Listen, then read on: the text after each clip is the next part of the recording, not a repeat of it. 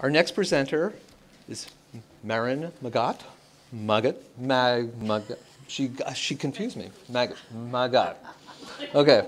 One of the themes that pops up in some of the presentations tonight is about the rediscovery of one's creative voice, okay, and the restorative and the transformative power of art. In a couple of cases, the agents of change is motherhood, and in another, it is illness.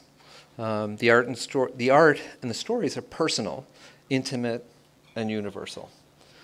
Okay, Marin was born in North Carolina, the fourth generation of a matriarch of artists, and so her grandmother came from the Ukraine via Paris to live near Marin's family, and brought with her a fascination for expressionist art, and she started painting when she was 85. So Marin graduated from Bates College in 2000, so she's still a little thing. And she has a BA in studio art and received 7 work-study scholarships to attend the Penland School of Crafts. So, so her story is really interesting because it's about kind of getting off the path and then getting back on. So her work is colorful, emotional, and honest, and often incorporates photography, writing, and collage. So in October, this is a little side thing, she was hired by Camp Sunshine to carve 48 pumpkins for their annual Pumpkin Fest on the LL Bean campus. And it was so popular that half of them were stolen. So, and another little Marin trivia fact is that she likes to swim in the ocean all year round. Okay, so please welcome Marin Magat.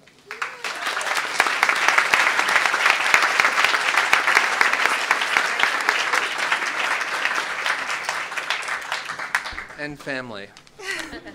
Thank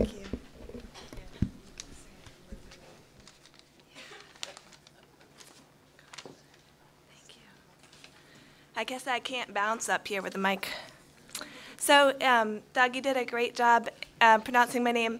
It's Marin Magat. And however, thank you. I'm sorry to confuse you. Okay.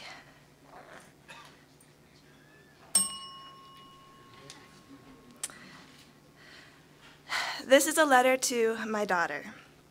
All of the artwork is mine.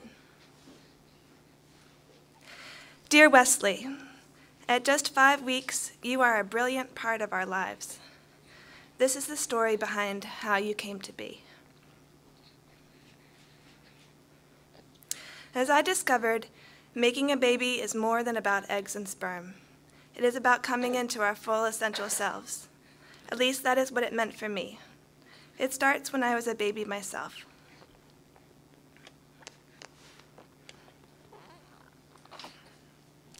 See this plate? Someday you'll eat off this drawing I made when I was 3. You see, I have always been creative, and I thought anyone could fold origami cranes at age 6 or make clay sculptures that bring others to tears. When something comes easy, it is not always something we fully value about ourselves. Good, honey. As I grew up, other things became more important, like saving the world. Also, our family is full of people who did and did it with degrees. They never said it, but I came to believe art making came second to a career. I was in college and I convinced myself it was okay to be an art major as long as I had another legitimate major too. Plus, having a studio my senior year would get it out of my system. I could graduate and move on to more adult, useful work, So I went on. I worked with organizations for at-risk youth, moving up in positions until I decided to go to graduate school for, get this, a left brain degree, i.e. public policy. Graphs and analysis, yuck.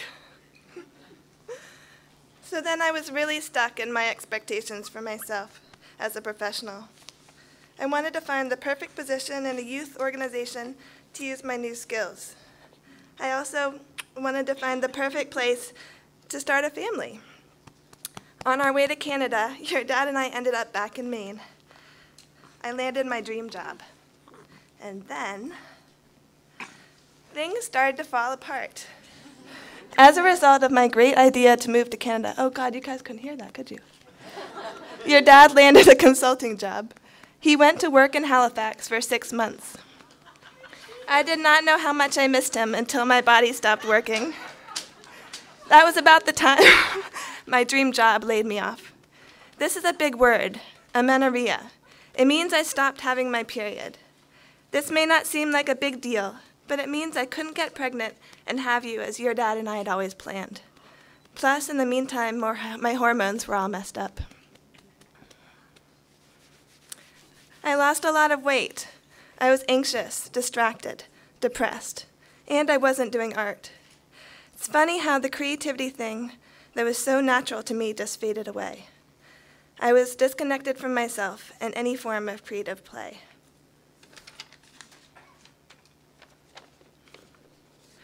As well as my menstrual cycle and the cycle of the moon. See, it is all the same thing, really. We get messages from a greater being, the universe. As artists, we draw or paint what we are told. As women, we have periods drawn by the moon like tides. And as mothers, we have babies that come from some unexplainable place. I was ill for 1.5 years until I started to take my creative self seriously again. I found this book, The Artist's Way, about creative recovery. I took the 3-month course, not just once, but 2 times. I was working in color for the first time. I seemed to be led into the vibrancy of Maine's landscape. As a Southern girl living in Maine, I finally realized this was home, and I wasn't running from who I was and where I was anymore. Of course, there were a lot of other things and people that helped me during this time. To make a long story short, in the end, I got my period back. Then you would not believe what happened. I got laid off again from another dream job. To heck with adult work, I said, and challenged myself to put my art in a new venue once a month for 6 months. Here is artwork from the last month of my challenge. It is from a show I did last April about our family. It has art by 4 generations of women in our family. It is about honoring the women who carried our creative lineage. It is also about what in our culture is usually a patrilineage, passing on his last name to his children. We are a family of survivors. Our name has escaped Jewish persecution in Lithuania, Soviet Russia, and pre-Nazi Paris. My sister and I, both women, are the youngest in the family. In the show, I asked what was my responsibility as a woman to pass on my last name to my child, you. I could never have guessed that you would be conceived 2 weeks after the opening. Now I have 2 new words for myself: artist and mother. I make art using a lot of different materials, never sure when I start out exactly what images will come out of my connection to the universe. All I know is that this connection, i.e. creativity, is so important to my happiness, health, and what I have to offer the world that I will never allow myself to lose touch with it again. Being a mother to you is the greatest honor I could have. It came from listening to myself and honoring the creative skills I am blessed with. My life as an artist and stay-at-home mother is one I could never have imagined in college or graduate school. It is, after all, my real dream job.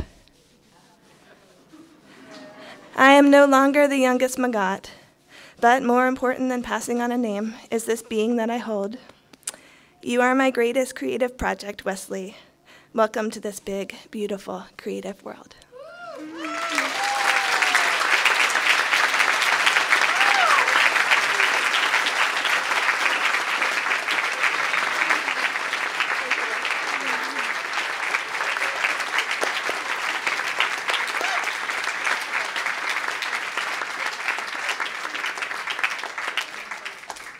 So wonderful. I couldn't see from behind. Was she breastfeeding? That was a first. That was definitely a first for Pechakucha.